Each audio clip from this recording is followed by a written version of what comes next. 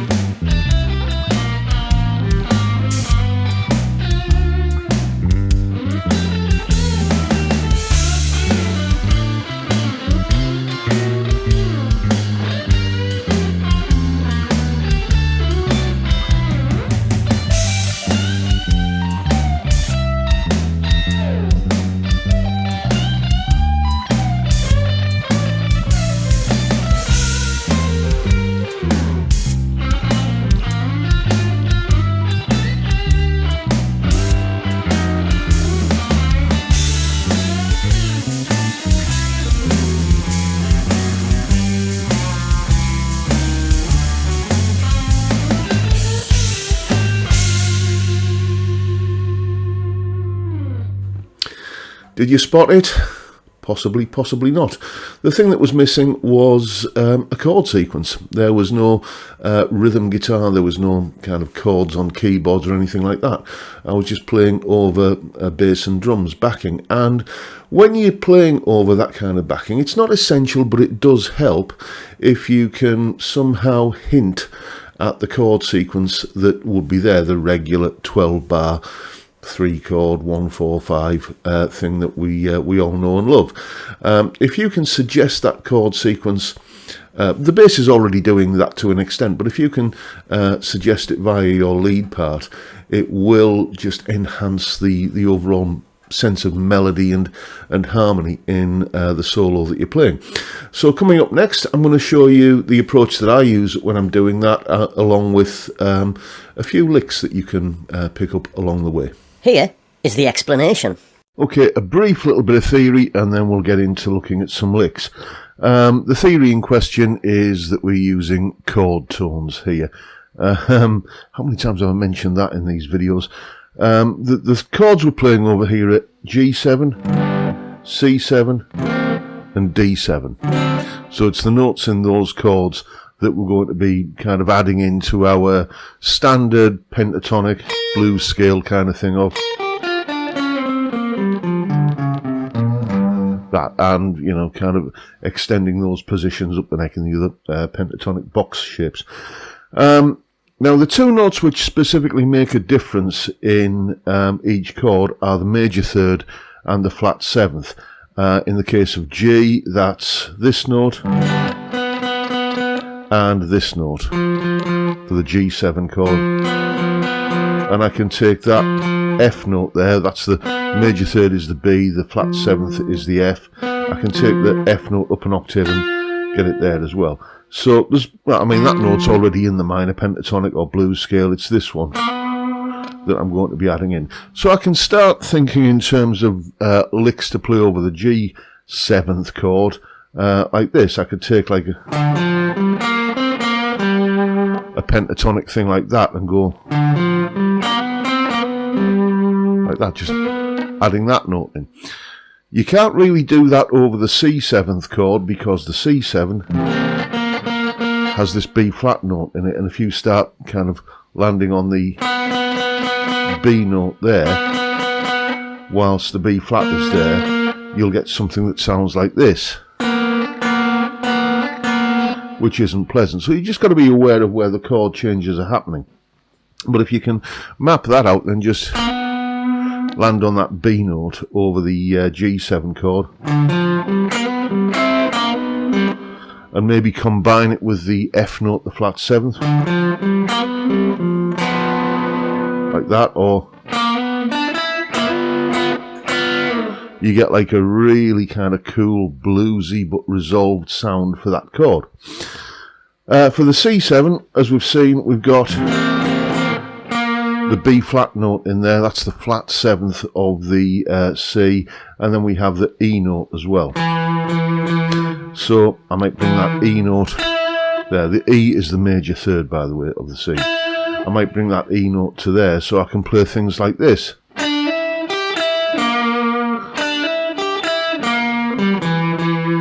That kind of thing over the C7 chord. So going from a G7 to a C7, you can almost hear the chord changes being suggested as I play chord specific licks, like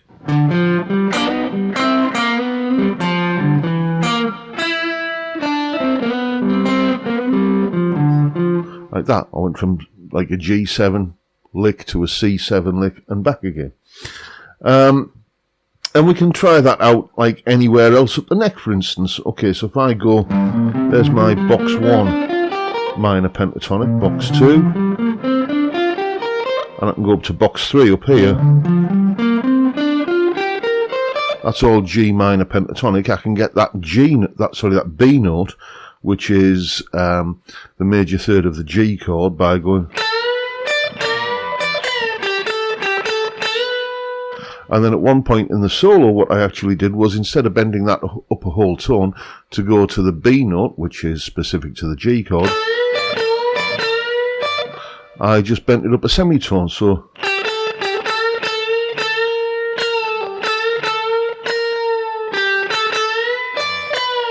and you can hear that when it goes back to the whole tone bend, it's giving you that sort of G tonality rather than the C tonality. So, you know, just explore the fretboard and find places where you can exploit that. When we come to the D7 chord, the 5 chord in the chord sequence, the two notes, the major third and the flat 7th that we're dealing with are the F sharp, that's the major third of the D7 chord, and the C, which is the flat 7th of the D7 chord. So again, I could take that F sharp up an octave to there, and maybe bend to it from the E note, like that, or that, and kind of follow it with the flat 7th, the C note, and then imagine we're doing that part of the sequence where it's going D7 down to C7, and then back to the G7. Let's look at creating something that will fit that profile. So the D7, C7, back to the G7, and then maybe turn it round on the D7, like that, using the F sharp and the C. So these are the kind of things, if you can find those notes in the context of your basic G blues scale boxes, then you can just track the chord changes. And if you do that, it means that you can solo over just a bass and drums backing like I was doing earlier, suggesting the chord changes as you go. I mean, the bass is doing that anyway, but this kind of reinforces it, and it just makes it sound a little bit more anchored to the, to the the harmony that would be there if there was somebody playing rhythm guitar or a keyboard or something. So there you go. To recap, over the G7 chord, add B notes and the F note, which is already there in the pentatonic. Over the C7 chord, add E note and the B flat, which is already there in the pentatonic. And over the D7 chord, add F sharp notes and the C note, which is already there in the pentatonic. And the more observant amongst you will have spotted that there's a nice little pattern emerging there. There's my G7 note. Move it down a semitone, I get my C7 note.